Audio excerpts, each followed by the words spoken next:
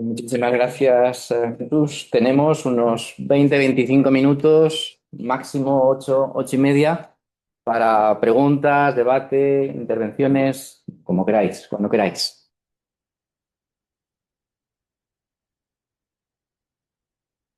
Sí, bien. Bueno, las comunicaciones han sido motivo de cantidad de reflexiones, esta última impactante. Primero quería comentarle a Jesús que Fernando Montero, si no recuerdo mal, leyó el discurso de inauguración del curso el 71 sobre Joel Ortega. Fue más tarde, creo. Creo que el 74. El 74. Exactamente. Fue un poco más Era muy tarde. interesante, porque yo creo Sí, que sí. sería de lo primerísimo que le escribía de Ortega desde la universidad. Sí, sí. En positivo, además. Claro, claro. Sí, sí. Ya, no he aludido a este caso concreto porque he aludido a su intervención, a sus propuestas en favor de Ortega y de Zubiri, que es menos conocido, Luego porque publicó en el 74 también. ¿El corro de la patata de cuándo es esa? No, ese es de esa misma época, pero el corro de la patata se refiere a otra cosa. No, la otra cosa era el debate entre dialécticos y Analíticos. ¿no? Eso se refería precisamente al grupo de Garrido. Sí, claro. De Manuel Garrido, que eran los logicistas. Exactamente. Una revista con el corro de la patata, que la tengo yo, y además, claro, lo traíamos aquí, y era una de las protagonistas de...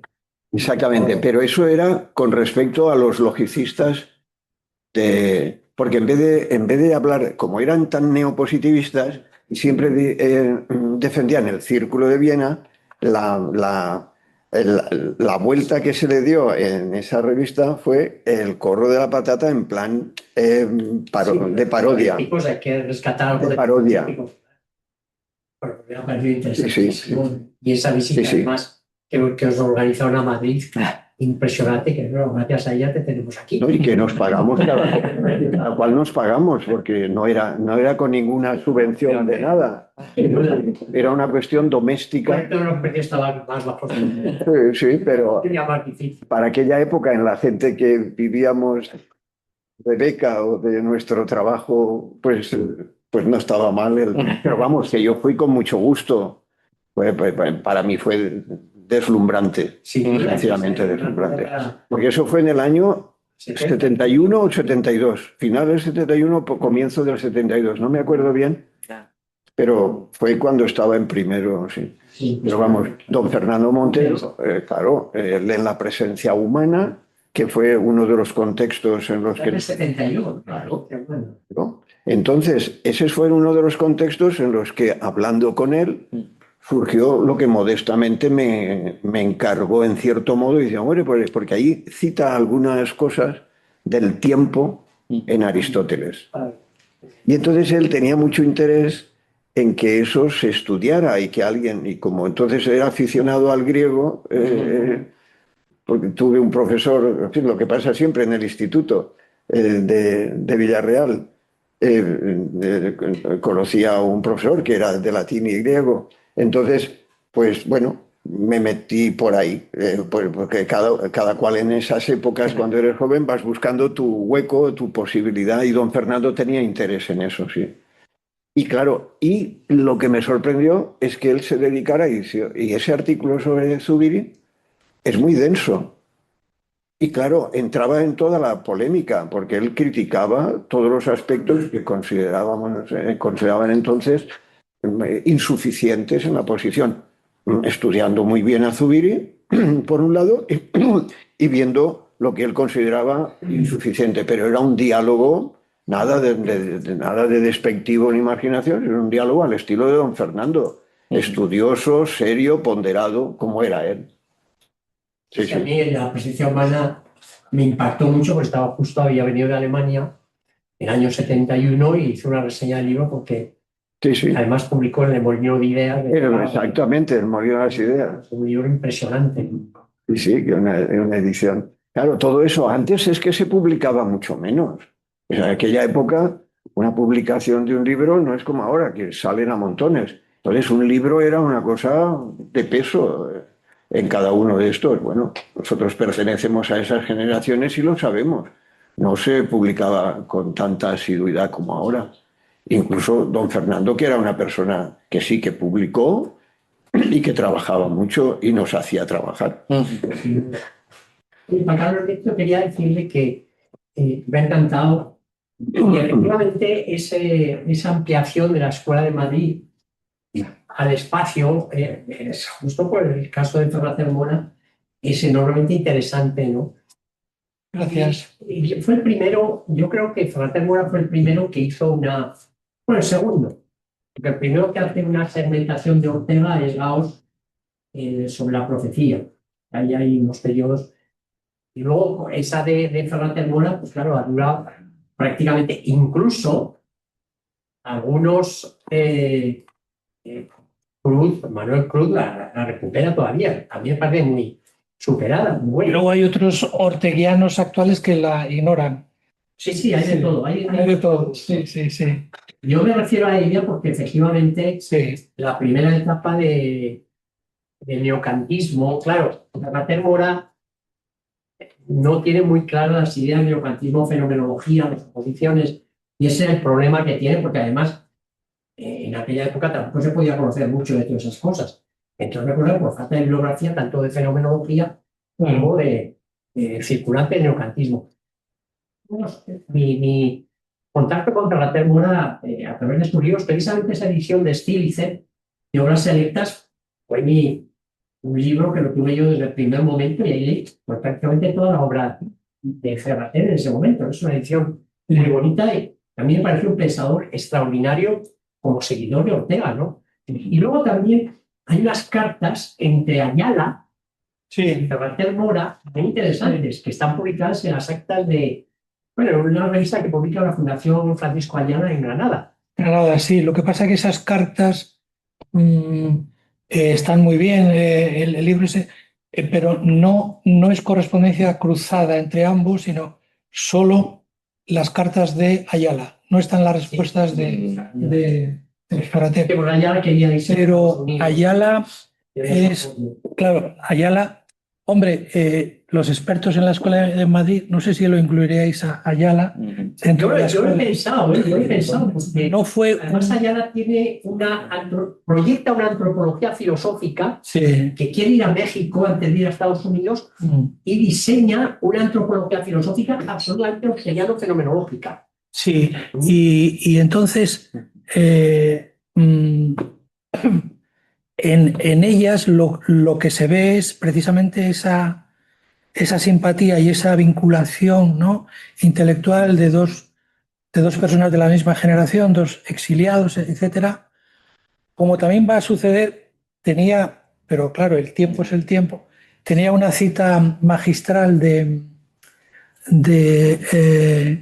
Juan Marichal, ¿no?, sobre la figura de Ferratel, que fueron colegas también como pensadores y exiliados. Entonces lo de Ayala se podría explorar, ¿no?, o sea, ver un poco qué simpatías hay, y desde luego no en las cartas, pero en su autobiografía de Ayala, que es muy interesante, que se llama estratégicamente Recuerdos y Olvidos, hay unas referencias muy interesantes a Ferrater, ¿no?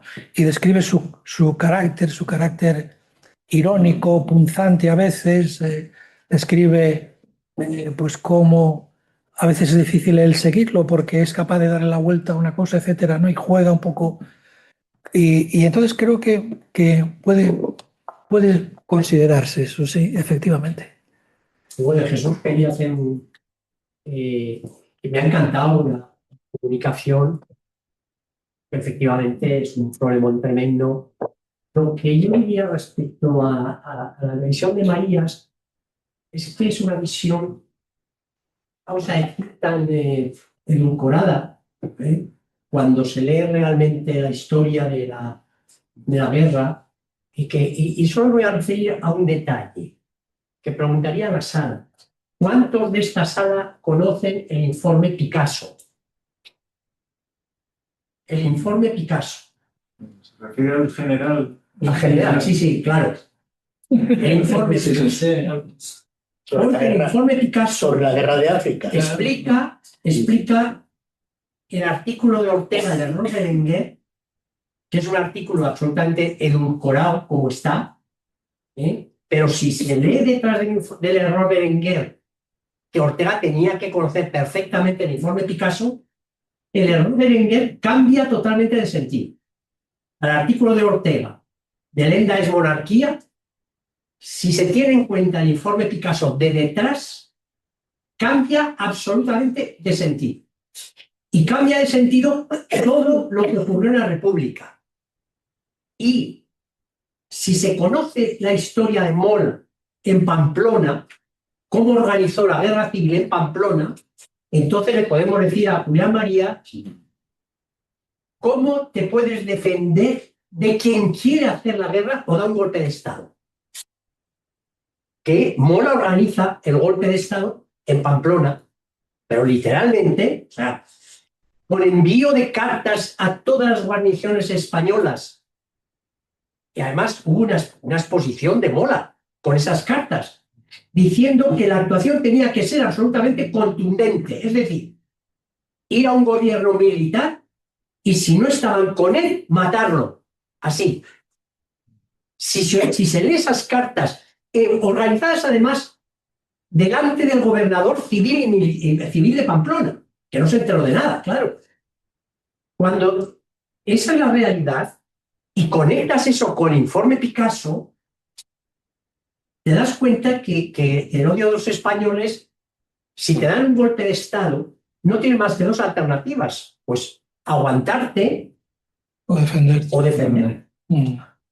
Y eso es, claro, posiblemente Marías pues no conocía el informe Picasso, no lo sé, porque el informe Picasso desapareció. Tenía 2000 páginas, me parece. Y la República consiguió recuperar pues 160 o algo que las publicó, están publicadas.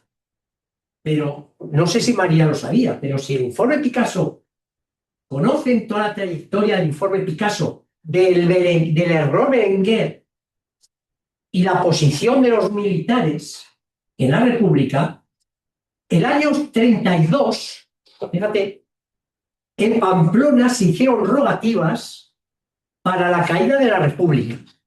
Rogativas por la calle, es decir, y el año 32 empezaron los requetés a recopilar armas y las guardaban en una sacristía en la que todos los seminaristas de Pamplona, entre ellos yo, cuando fui seminarista en el seminario de Pamplona, nos hacíamos las sotanas, en la época franquista, claro. Pues la misma sacristía, en la República, guardaba las armas de los requetés para caer a la República siguiendo las rogativas que se hacían en Pamplona para la caída de la República, porque Azaña había dicho España ha dejado de ser católica.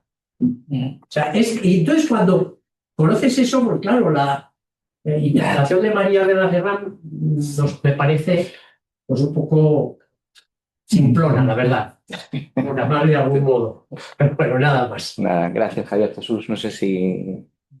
O se hace un turno general si alguien... Sí, hay un par de preguntas más, tres manos levantadas, entonces doy el turno a las 3 y contesta la mesa y yo creo que con eso ya casi vamos a poder cerrar. También anunciando que esto no ha hecho más que empezar, que mañana por la mañana tenemos una mesa también sobre contexto social político y tenemos los 2 próximos días por delante. Antonio. Vamos a ver por si, aunque me toca hablar mañana, pues... No, lo digo por si no estuviera Jesús Conil mañana por la mañana, que sí que es hombre ocupado y siempre tiene... No, sí que estoy. Sí, bastante. Bueno, sí que estoy. Le quería decir porque me interesó mucho por las fechas. ¿Por las? Por las fechas. Cuando dice, estudié la época 70-75. 70-75. La carrera de Fruta Filosofía. Bien, que era la época donde yo estudiaba también en Madrid. O sea, yo entregué la tesina el 19 de noviembre. Y el 20 murió Franco. O sea, quiero decir, hasta tal punto había quedado marcada mi existencia. Pero hubo una relación causal.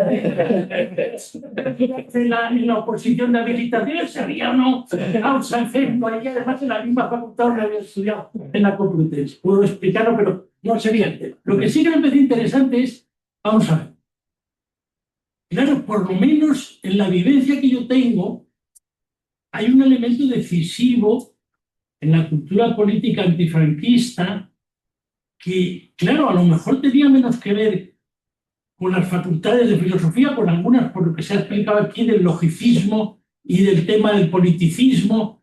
Y es verdad que se dio mucho ese asunto del marxismo y la filosofía analítica.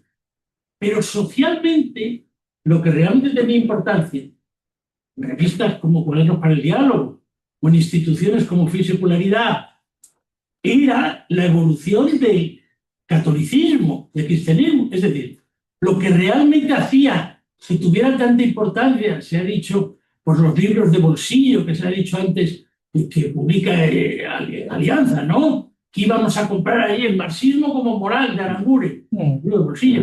Debate cristiano-marxista, marxismo y cristianismo frente al hombre nuevo de González Ruiz. Yo creo en la esperanza de Volado, el moderador que conoció a Cafarena, recordará todo lo que es en el inicio de su secularidad, las raíces culturales de la increencia. Por ejemplo, aquí el otro día se dio el acésit al tema, al premio Javier Muguerza, una chica que había hecho sobre Hensbloch. Bueno, claro, Hensbloch era decisivo, Hensbloch, la teología de la esperanza de Moltmann, lo que se hace en el Instituto Alemán de la Teología Política. Quiero decir, que ese es un mundo donde efectivamente hay un papel ahí y figuras, Luis Jiménez, campo político, figuras como Díez Alegría, teólogos como Volado, no sé, me parece a mí que eso tenía muy poco que ver con reducir la cosa al logicismo y tal. Y la pregunta es, vosotros en Valencia, que también había presencia de una revista como Iglesia Viva y figuras como la de García Roca y otras, eso no influye nada en la Facultad de Filosofía, porque claro, desde luego socialmente no cabe duda que influía muchísimo. Y es donde tienen los conflictos, porque claro, son debates continuos sobre cómo debe ser el factor religioso, por qué se ha producido el nacionalcatolicismo. Entonces, bueno, Comín, pensemos, el credo que ha sentido mi vida, es decir, las cosas. Entonces yo no acabo de ver, porque claro, hay gente que dice, no, pero bueno, eso no tenía influencia porque estaban, bueno, eso era por los que tiraban por ese delirio de la filosofía analítica, porque la gente que por el delirio está todo el día con la filosofía analítica, hace un disparate, por mucho que la razón no tuviera esperanza o dejara de tener esperanza. Pero lo que es evidente es que en el campo del otro tema tuvo una relevancia enorme y me cuesta mucho pensar que por ejemplo, no tuviera influencia en Valencia. Que te puedo contestar, ¿no? Antes de la respuesta, nota, y luego vamos a las dos preguntas que hay, con eso vamos a aclarar. Sí. Claro, nos van a interesar los tres. Ferrater es de 1912, ¿no? 12, sí. Yo veo una diferencia entre los discípulos de segunda generación, digamos Gauss, Tubiri, y los de tercera generación, Marías, Rodríguez Huesca. Los de segunda construyen su filosofía deshaciendo la de Ortega. Los de la tercera construyen su filosofía salvando la de Ortega. A mí me parece interesante la monografía que tiene Ferrater, que yo creo que la publica primero en inglés, ¿no? En 1992, y luego se traduce al castellano en 1958, porque claro, por entre medio está la tremenda crítica del padre Ramírez. ¿A qué monografía te...? Una exégesis de Ortega ordenada a la condena inquisitiva. No, pero digo... Etapas de una filosofía. La filosofía de etapas. Espera. La única monografía que tiene. Sí, que te corte, pero no es del 52.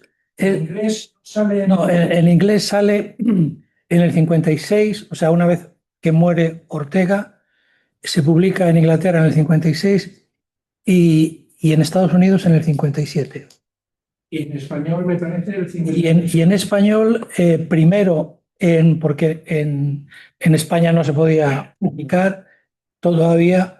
En Buenos Aires en el 58 y dos más ediciones. Y luego, ya en el 67, pues en lo que tú has citado de las obras selectas ya aparece, ¿no? Y luego como libro en el 73. A mí me parece muy importante porque esa monografía empieza a hacer lo que el padre jesuita Caminero le dice a Ramírez, ¿no? Que no puede entrar así, no puede pretender hacer una hermenéutica inquisitorial, que hay que leerle en evolución. Y yo creo que el primero que lo hace es Ferrater. Sí. Que me parece, ¿estarías de acuerdo en que es un vinculable a tercera generación? Vamos con la tercera y última pregunta, Noé, y así luego ya pues contestáis un poquito y cerramos. Muy brevemente, bueno, enhorabuena y muchas gracias a los tres ponentes por las magníficas conferencias. Una pregunta muy breve para Carlos. Si te he entendido bien, hacías referencia a una obra de Julián Marías de 1946, donde por primera vez se habla, y esto no lo he entendido bien, de la Escuela de Ortega o de la Escuela de Madrid. De la Escuela de Madrid. La primera vez que se habla, ¿de qué obra sería? Porque no sé si es la historia de la filosofía o No, yo la primera vez lo he encontrado en ese artículo periodístico de José Gaos del año 39 en México. Y lo titula La Escuela de Ortega. Entonces de ahí unas consideraciones breves y tal, en un estilo que a mí el estilo de Gauss a veces me parece un poco crudo, ¿no? O sea, pedregoso, ¿no? No sé si hacías pregunta, Noé, o... Bueno, era justo por matizar, porque aunque sea una cuestión de rótulos o de fechas, pero bueno, si sale del Congreso al final, si salimos de claridad, con claridad en este asunto. La del 46 es bueno, hasta donde yo sé, es la de Marías, que se titula La Escuela de Madrid, ¿no? No.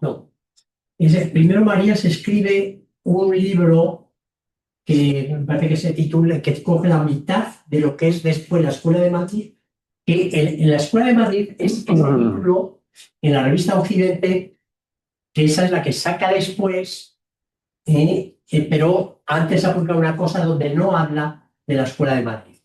La Escuela de Madrid habla ahí, pero posteriormente. Yo lo que he consultado han sido las obras completas de Marías, y entonces la obra que tiene el título Escuela de Madrid tiene 3 ediciones. La edición que yo he consultado es la tercera, y entonces hace referencia a las 2 anteriores. Con ese título. Tipo el auténtico, y donde explica qué de ese texto recoge de lo anterior, donde no está lo de la Escuela de Madrid. ¿Y con qué título está?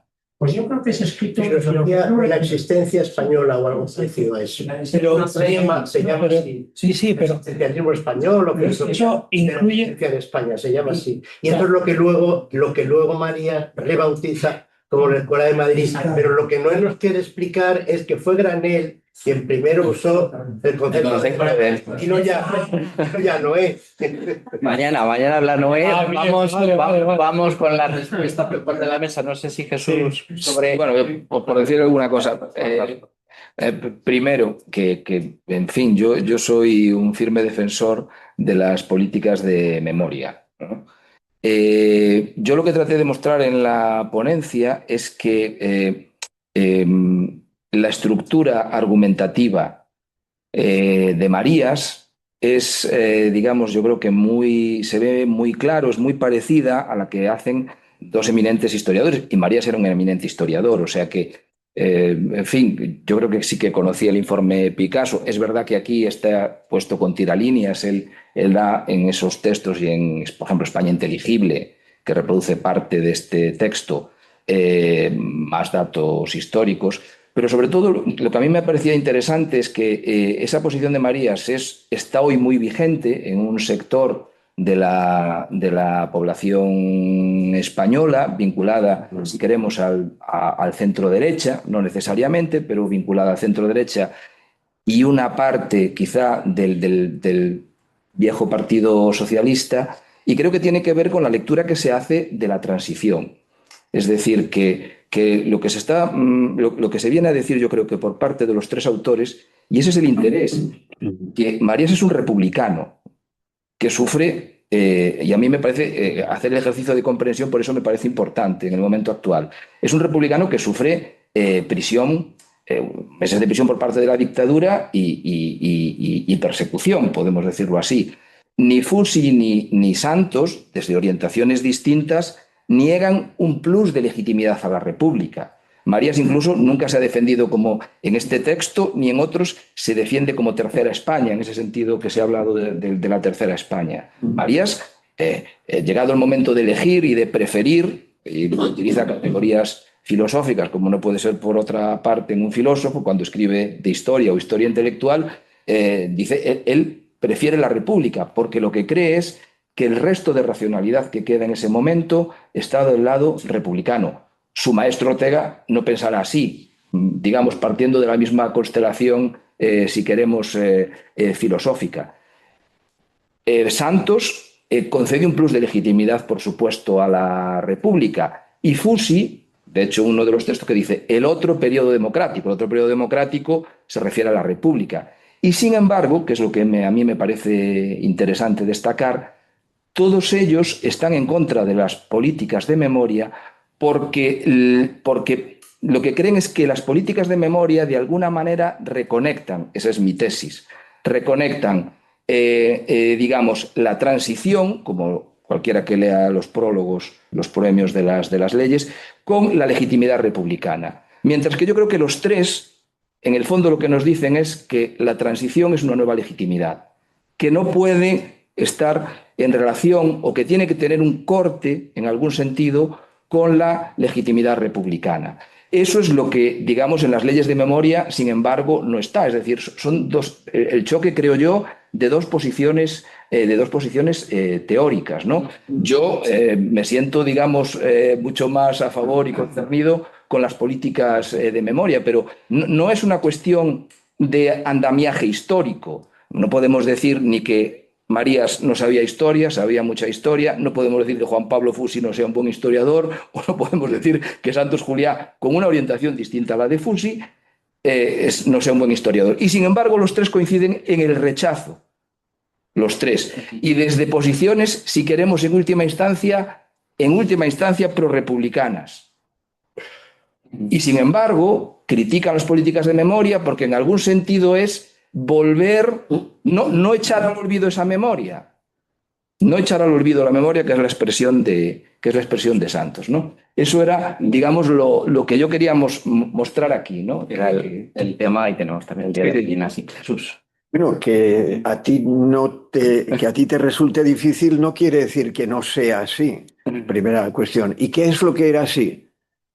Algo que yo he tenido que recortar y ahora completaré porque no he querido exhibirme a mí biográficamente. Y entonces yo he empezado diciendo mi experiencia en la universidad. En la universidad. No quiere decir toda mi experiencia. Y entonces, por lo tanto, te completo.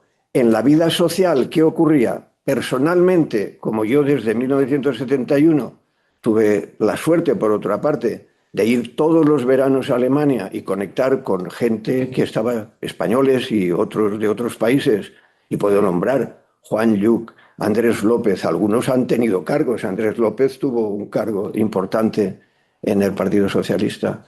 Después fue consejero de Educación.